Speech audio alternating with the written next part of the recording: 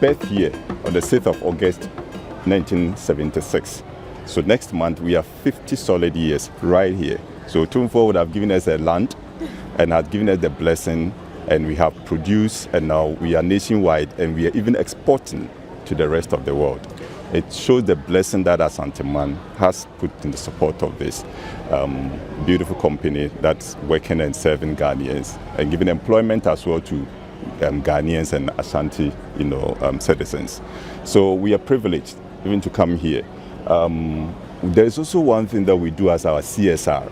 Our corporate social investment involves youth development, and with youth development, we focus on the girl child. So when we got a letter from Malaysia expressing a request for mattresses for girls' dormitory, we were quick. I think we took the decision less than 2 hours. We are taking the decision, to want to support. And we want to encourage the girls to go to school. Likewise, the boys do. And that is one thing that we do as a company, and we are happy about. With our 50th anniversary, it's the start. I would say that this is the start. We're going to invite Malaysia properly into it. And we are thankful to you for your support. How many mattresses are you doing? We are given 600 mattresses with a street value of about 250,000 Ghana cedis. Yeah. And it's specifically for the Sechi also? Yeah. Specifically for Sechi also. And even this morning I got to know that we are even adding more to it for the teachers. Yeah, the teachers. That's so about 10. Yeah. That is minus the 250,000, but that's okay. We want to do that so the teachers will also feel comfortable to administer good education to the girls. So, thank you very much. But I think it's come at the right time. I mean, especially with the emphasis in education, and then the area that you've actually chosen to support in the area of the girl child. I think is very important. The more we encourage female in our education system, the more we will see the value at the end of the day. Because when a mother is educated, certainly she will make sure that the kids she bear are also educated. Education is just not only about speaking English, but it's about a whole sense of literacy and understanding the culture of Asante, and then the input that we can also get at the end of the day, supporting the culture and its usage. So that's a good thing, and I'm sure definitely with these mattresses, the children will have a good place to lay their head. They won't just have to worry, even at the parents, for them to buy mattresses for them to take to school. So this is a good initiative. And then we hope you will continue to do more, maybe not only mattresses. I'm sure you'll be able to do more, especially in your area of corporate social investment. So let's keep it going. And then we appreciate our support.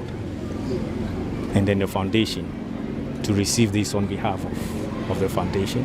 And then exactly important, it's we given to the school that Otumfuo said to himself attended sometime back. So we appreciate it. And let's keep the bond. Let's keep on collaborating. And I know if you bring requests to the foundation, we will see how we will carry it and then make sure they are used properly. You're welcome. Thank you. Do you know Agri of Africa? Agri said if you educate a man, you educate an individual. But if you educate a woman, you educate what? A whole nation. Oshayan Asante Man Museya, Emba Ewo, Ronibese pride of place, Ewo BBM, Eba Edisuyamu, Eba Efieyo, Eba Enyumamu, Bibia, Ema Yadea Ijina Ho Titru, Ema Omai Ejina. na the woman say yen Ashfoam Factory Limited a friend Ashfoam the di kan no on say krom ya na wo yen and the krom ya na twa ye from and yen so de ye sum ni nyina obi asum ni nyina ene Otumfuo ye hwe ya mamrem ye hwe yen abakosem a emso Otumfuo eko school o seshi enti ese ebre bi adu na se ode okọ akọbua school no a na yen so ye ne nananom na ye tutu anamo na enso ye di nachi na se ekọbua no bia megidi se eye nakwan mu a na empo ne titru ne se dwumadie na ode kodi ne dwumadie ne yedan emba eho dwuma enti yen ye hwe yen so eye Ashfoam Factory yeti okue yeti adwuma ni adi mfie aduonum wosumye di anim ne adi mfie aduonum a chese yen so ye corporate social investment and responsibility na ebi ne say ye behwe ama emma bunu enso anya yiejo na omonso ade abo mo branch ne ye hwe se de eyeko emma dormitory a yesi ewo seshi school in my senior high school na esefata se ye boa enti ye keka ye humbo mo na ye de eye mattresses wa wanitua mattresses papa enye rubber de no bia mattresses eye foam ene hye leather ekata ho edura ho no ye hwe mu an ye yi ahensia se ye de ko ne de akọboa ma school no enso dormitory a Otumfuo esi no eno nso aye pepepe enti na yen de bebe ye nyina ene se ye boa Otumfuo ne ye boa Ghana education ye manim nso ye boa. Okay. And after this, no, what next for Ashfoam, especially with your CSI?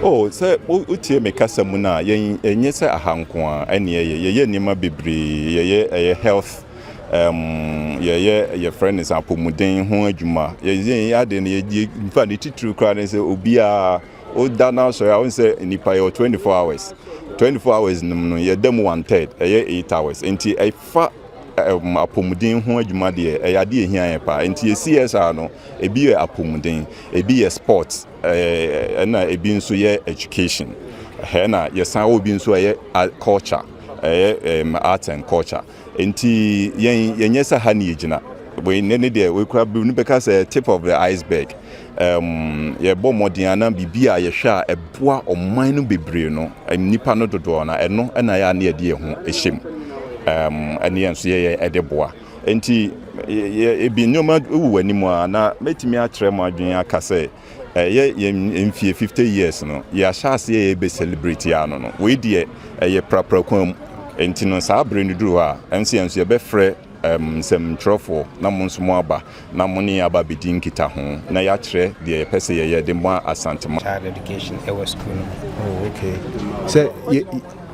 Say ye nyina yinim no ye ra Opemsuo e say tutu ababio enkoda sabi ma titire adesua ehu hia ne pa so my betu mpon a say enteteye ene adesua ma esua se say de nana ntrama esumenya man hene kae no also educate oba who educate o man ni nyina if you say oba no ono so ebe hwe se ne ma nyina so ebe sua de na che se treko ti Opemsuo na koma so ade se bi asanteman ni titire Ghana man nyina no adesua ene de ye bekọ animu ti oba ye no aye ne daye aye ni sunye odikọ adwundwunim na enam so no so etumpon Otumfuo Foundation